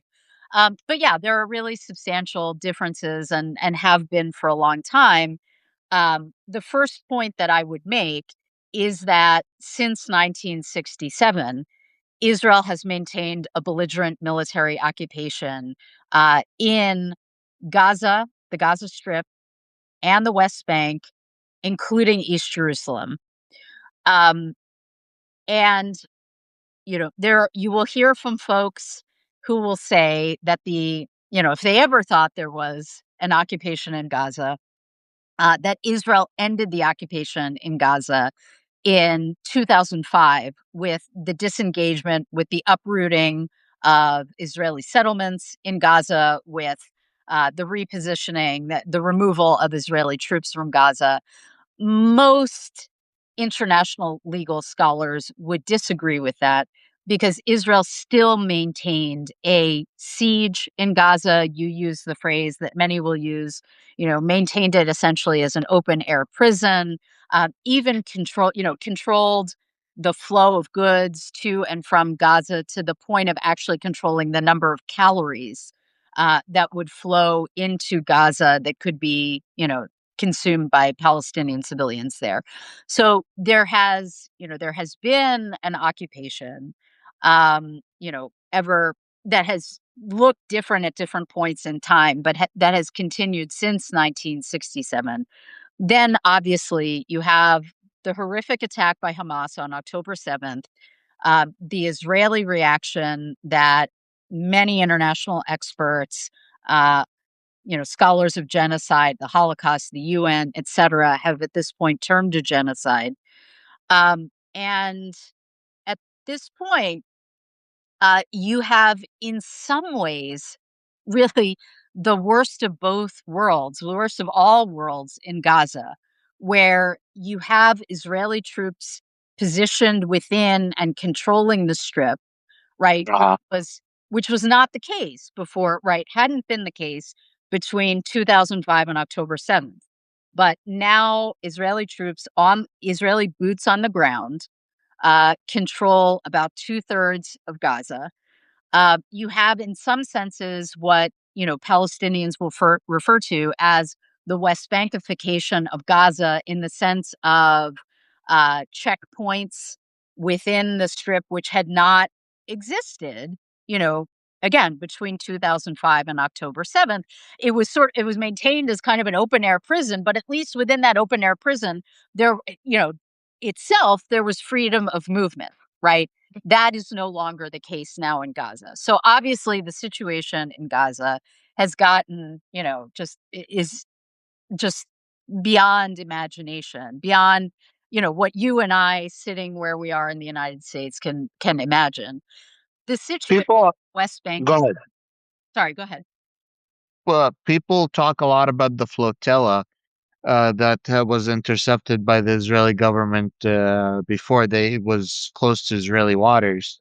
Yeah, But people fail to remember that Israel has done that since 2010, since the first trial for flotilla, right. and ever Obvi since then, yeah, and like ever since then, every year there has been an attempt to do a flotilla, and every time Israel would do something very similar to what has been done. But yet people are like have absolutely no memory of that. You were about to get into the West Bank. I just wanted to point that out. Yeah, absolutely. So, I mean, the situation in the in the West Bank, is better than the Gaza Strip, but it's still very bad. And you have a situation so in some ways, you have elements of a West Bankification of the Gaza Strip, but also a Gazification of the West Bank. And what I mean by that is that the kind of Israeli military tactics that had been used, periodically in terms of what Israel referred to as mowing the lawn in Gaza, using airstrikes, for example, against the Strip, had not previously been used against the West Bank. That has changed.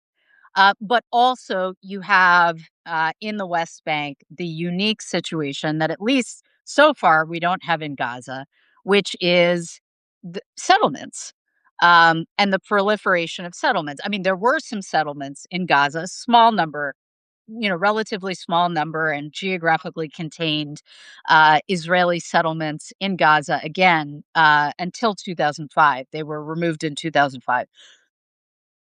In the West Bank, you have a situation where ever since Israel took control in 1967, you've had a proliferation of settlements, especially within the last 4 years of the Netanyahu government, uh, under the leadership of Bezalel Smotrich, who has essentially acted as a governor of the West Bank, who has expanded settlements, who has enabled the proliferation of what are known as outposts that are not even, at least originally authorized by the Israeli government, but some of them are retroactively authorized.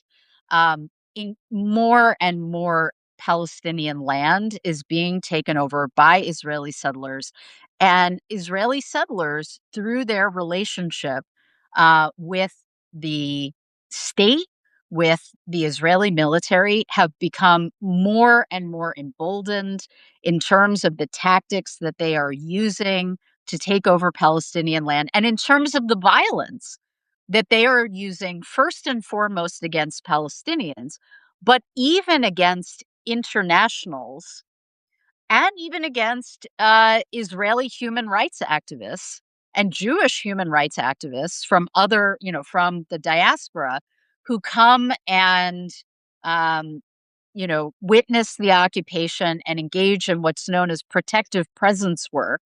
And we saw, Congressman Ro Khanna just brought attention to all of this with his recent trip to the West Bank, where he was stopped and held detained by Israeli settlers who were backed up by the Israeli army. So that's the situation in a nutshell. I mean, more could be said about it, of course, but in a What nutshell. I was going to ask you to define a settler for our audience because it's a term that a lot of people use, but no one takes the time to explain what is a settler to the Western audience. Sure. Yeah, that's a great question, and it's an important one. I mean, under international law, when a country is militarily occupying, uh, when it has a belligerent military occupation of a territory, under the Geneva Conventions, there is a strict prohibition on introducing its own citizens um, within that territory to settle that territory, right? That is strictly prohibited under international law. And so when, um, y- you know, countries, international legal scholars, and others will talk about settlers, I maintain what we should be specifically talking about are those Israelis who are citizens of Israel and living in settlements, whether they are legally authorized by the Knesset or not authorized by the Knesset, are living in occupied territory, right? Territory that is under belligerent occupation. And this all gets complicated. There are different kinds of settlers in terms of, socioeconomics, right? But fundamentally, in terms of international law, Israeli citizens who are living over the Green Line within occupied Palestinian territory are what we would refer to as settlers, right? Some are there for economic reasons, right? They are there in settlements that are very close to, in many cases, very close to the Green Line, that have easy access into Jerusalem and Tel Aviv, and it's cheaper to live there than within Israel proper, where it's extremely expensive to live. You can live in a bigger house in the settlements and have all the amenities that you would have living in Israel proper. So there are some people who are there simply, for economic reasons, right? And then there are some settlers who are diehard ideologues who fundamentally believe that Israel should not give up any territory to the Palestinians. And, that this is, they are often religiously motivated. They see this as part of the historic land of Israel that Israel should never give up. And so those are the folks who you will see do things like, occupy hilltops, establish farming settlements that take over, Palestinian territory through grazing and all of that, right? So there are, what settlements look like on the ground and who is doing them is, looks different, but fundamentally, in terms of Israelis settling the West Bank, and in the future, perhaps establishing settlements in Gaza as well, which would be extremely problematic. That is all illegal under international law, and some of it is illegal under Israeli law.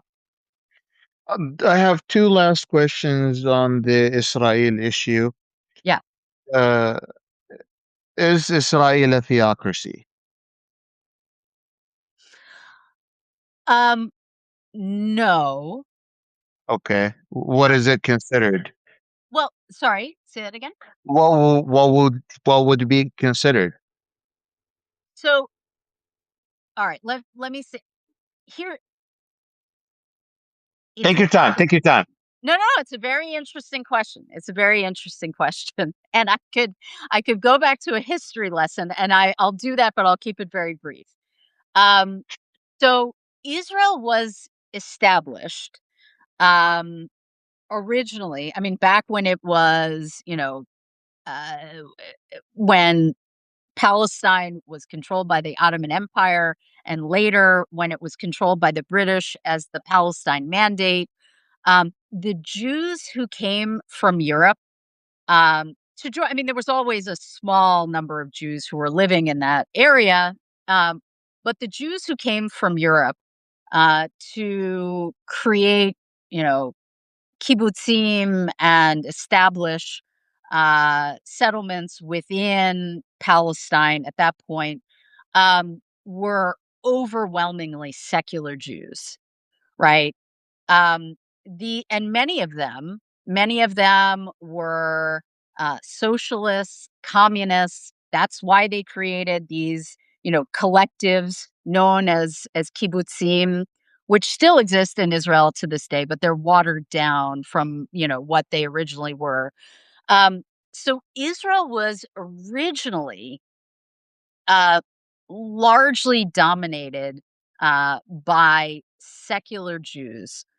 However, it was complicated.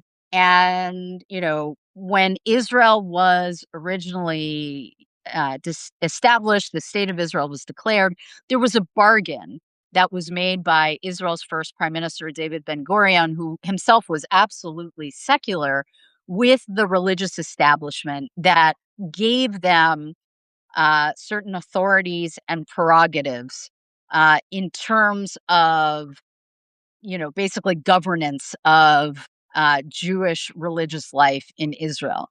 Fast forward many decades to where we are now in 2026, and you have a situation in which there's been a shift. There's a demographic shift. The more religious populations, whether they're ultra orthodox or not, have more children, right? So they are a larger share of the population demographically. They are stronger politically, and absolutely, we do see a stronger assertion of political power by these groups, and some of them absolutely would like to create a theocracy in Israel if they had their way. Bezalel Smotrich, who I've already talked about in terms of his role in the West Bank, is someone who has indicated that that is part of his vision, right? A theocracy is part of his political vision for Israel. And we do see, Knesset just passed for the first time a basic law, which is the closest thing that Israel has to a constitution. It doesn't have a constitution, is a number of different basic laws. Israel just for the first time passed a basic law establishing Torah study as a fundamental value in Israel. So, we do see the increase in religious assertion of authority, influence, and all of that in Israel. But we are I would argue we're still a long way. Israel is not uh yet in a position of being a theocracy. But I remember the first time that I ever went to Israel, when I was a college student back in the 90s.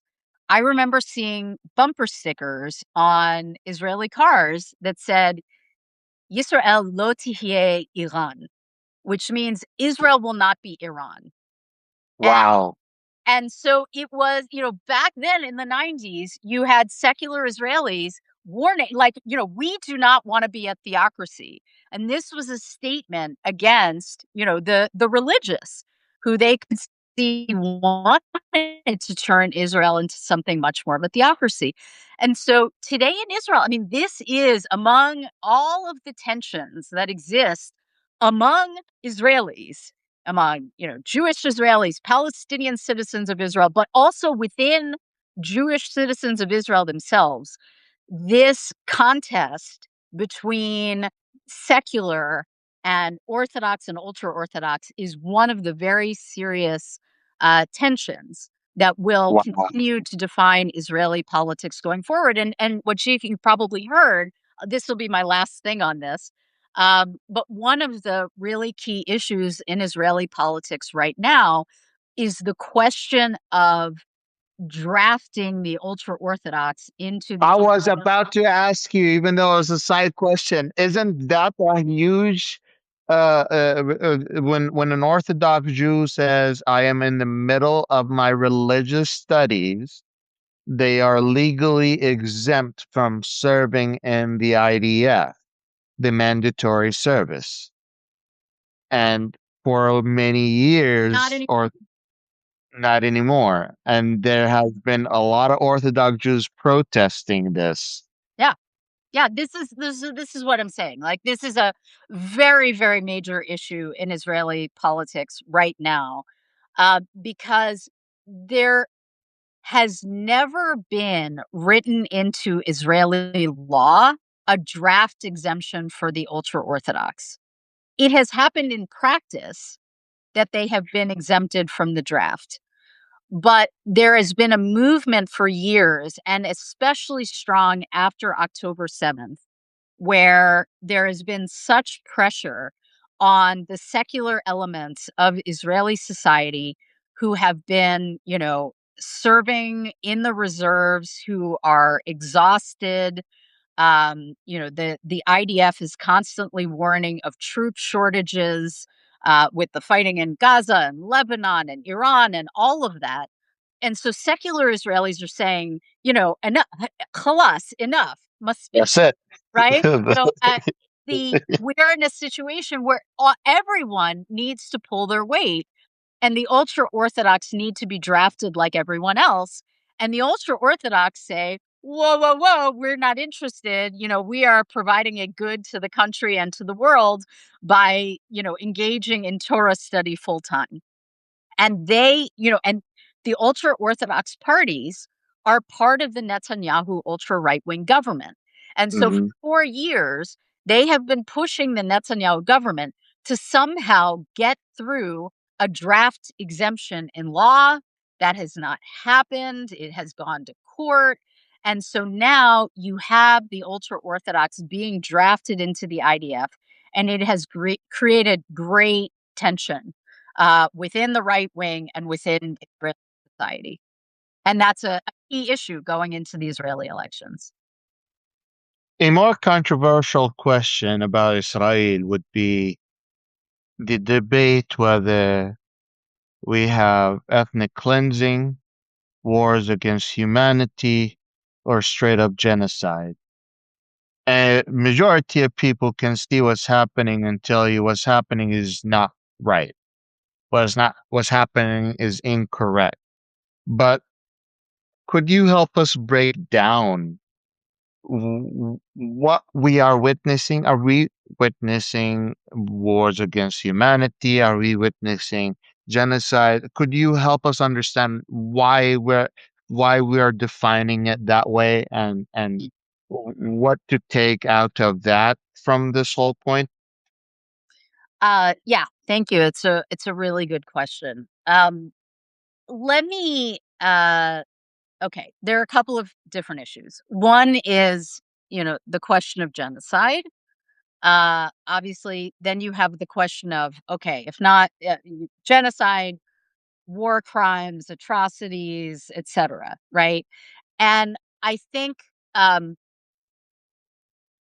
you have, on the one hand, the court of public opinion in the United States, which, it's very clear what direction that is moving, particularly on the left in the Democratic Party, even to some extent, increasingly on the right. And I would say in fact, there is polling among Jewish Americans, a majority of whom think that Israel has committed war crimes in Gaza, or at least atrocities. I have to go back and look at the wording. Uh, but a substantial minority believe that Israel has, I'm talking here about Jewish Americans again, believe that Israel has committed genocide in Gaza. If you look at younger Jewish Americans, that goes up to about half. Um, so that's public opinion, right? That's public opinion. Now, the other piece of this is international law, right? Because there are definitions, strict definitions in international law about what constitutes genocide and what constitutes, different types of war crimes. Um, and, there is the 1948 Genocide Convention, which is, very short. And I encourage folks, if they haven't already, to go and read it, which basically says, there's a requirement of intent for, the government responsible that might be responsible for genocide to show intent. And then there are, I forget if it's 4 or 5 different elements that can constitute genocide, right? Now, if you look at those 4 or 5 elements, which I don't have in front of me, um, it's very clear that Israel is guilty. I think if you just look at the plain language and look at what Israel has done in Gaza of committing these things, the the issue, and I had a really interesting discussion. I've had 2 interesting discussions about this on the debrief for folks. If there's anyone who really wants to dig into the question of genocide, I recommend discussions that I've had actually with 2 Israelis, one of whom is uh, Omer Bartov. Oh, here we go. We have the definition right here, which I can't actually see, but yes, I can tell that that's the definition. Um, a discussion with Omer Bartov, who is a professor at Brown University, professor of Holocaust and Genocide Studies, who's Israeli American, has focused his career on studying the Holocaust in Eastern Europe, and he has, come out strongly with the his own determination that Israel has committed genocide in Gaza. You see that echoed by the International Association of Genocide Scholars. I'm not sure if I'm getting their name right. Um, so I recommend the discussion with Omer Bartov. The other discussion I really recommend, which is very interesting, is with a friend of mine, Michael Sfard, who is one of Israel's foremost human rights lawyers he has many, many Palestinian clients, and he argues their cases in front of the Israeli Supreme Court, a phenomenal human being. Um, and what he points out is the complication that under international law, and the reason that the International Court of Justice has never found a nation um, since its inception post World War II, guilty of genocide, is that the bar to determine intent is extremely high. You not only have to, I mean, in the case of Israel, there are many statements that have been made by, Israeli government ministers that certainly sound genocidal, right? That certainly seem to have genocidal intent. But under the law, the way that the ICJ has interpreted it, that can be the only intent. Genocide can be the only intent that the government has in order to find that they have the intent to commit genocide. In other Wow. words, if they have That's a very other high standard bar. it's an extremely high standard, right? If they also have the intent to provide security for their people, to disarm Hamas or whatever, that could be an indication that they don't meet this extremely high standard. And interestingly, there are some countries at this point that have argued, okay, the standard is just too high. Right? You're never gonna have that. You're always gonna have a country that, ostensibly is committing a genocide, allegedly committing a genocide, that also says they're doing other things. And so there are some who are arguing for a lowering of the bar in order to be able to adjudicate a case of genocide. So I think the answer is, you know, it's it's more complicated than is satisfying for folks. Um, but there are different ways of looking at this. Uh, Who's yeah. determined at this point? The International Criminal Court, The International Court of Justice. International Court of Justice. It's the International Court of Justice, and you'll remember that South Africa very early, right, back in 2023, South Africa brought a case against Israel before the ICJ. That's right. I remember. Remember this? In which the ICJ's verdict was that protective measures had to be put into place because they were concerned that you may be seeing the precursors to genocide, and it had to be prevented. And unfortunately, those protective measures were never put into place.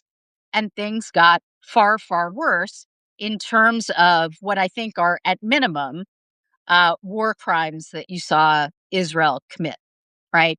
But ultimately, the ICJ still has not rendered a verdict on the question of genocide.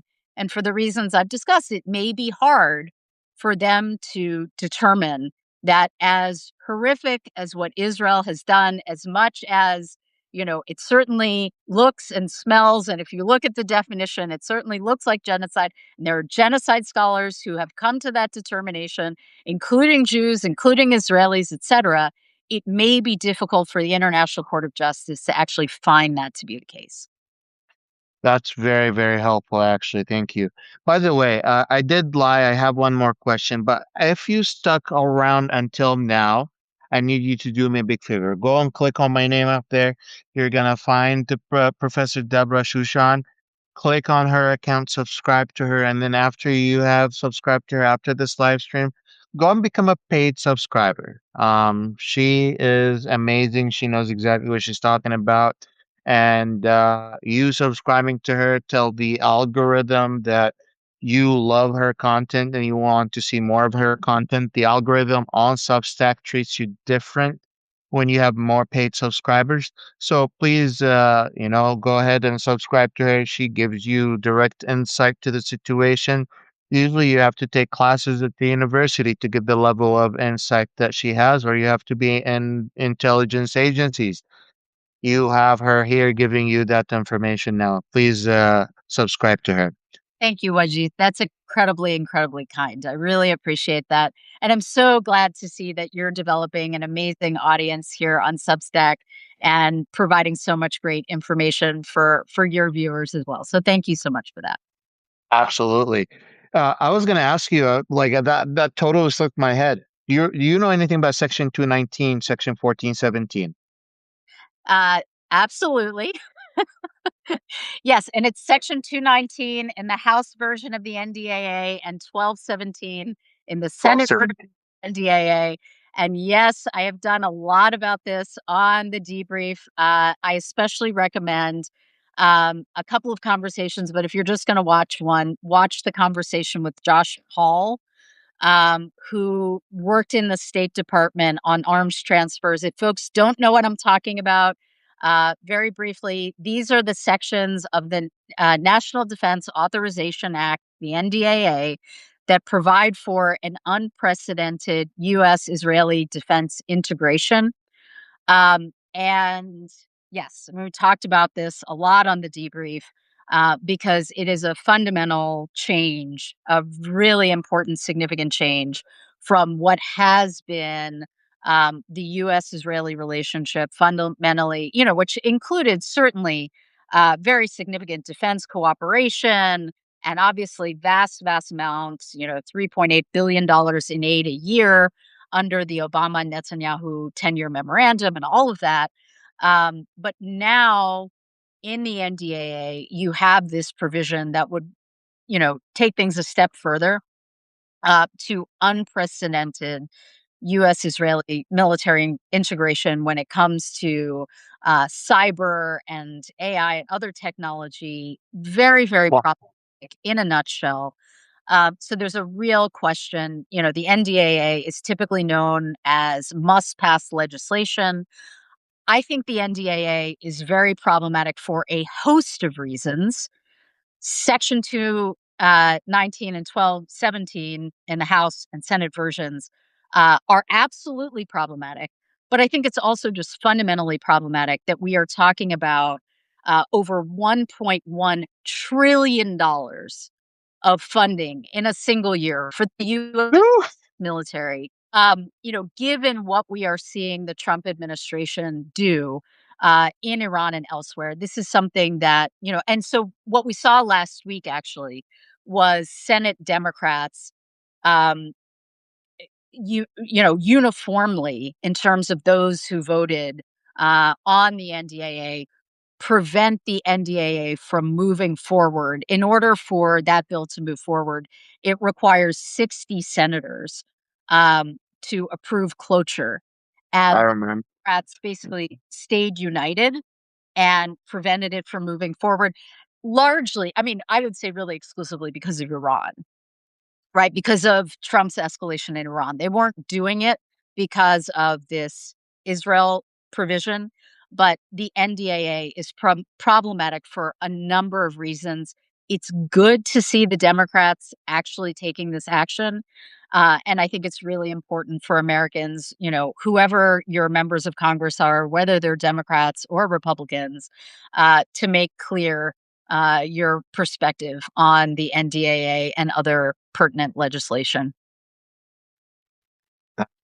I also was doing my own research. I saw that it would give Israel the ability and the capability to conduct attacks on behalf of the United or using U.S. intelligence or have access to U.S. military to whatever they want without the U.S. actually choosing to give it to them. They can just take it. And I don't know how accurate that is. If you could give us a little bit insight on that. I mean, I think the issue is, first of all, you have not only the NDAA, the provision we're talking about, there is also a provision in the Intelligence Authorization Act for also more, integration in terms of intelligence. But I think the issue is that with this integration in the pipeline of defense, military development, new technology, and all of that, it does in some ways give Israel control. Let's say in terms of integrated development of different military capacities. Let's say Israel was to try to use that as leverage against the United States in terms, we're gonna withhold these components or this, cooperation. It's problematic in a number of ways. It's also problematic in terms of transparency. The fact that now it's, each year when the 3.3 billion and in foreign military financing comes up before Congress and the 500 million in missile defense comes up, there's a clear opportunity for Americans to weigh in and say, no, we don't want that appropriation to go forward. Whereas I think a key part of this, in addition to the actual integration that would take place, is just the fact that it it makes it much less transparent and much less democratic in terms of giving American citizens an opportunity to make clear that they do not approve of this kind of relationship. So it's problematic, I think, in a number of ways. And I really recommend that if folks want to learn more about this, um, I think Josh Paul is really one of the really leading experts as someone who was actually involved in arms transfers in the State Department. He's done a number of interviews in lots of different places, but of course, I recommend the one that he did on the debrief.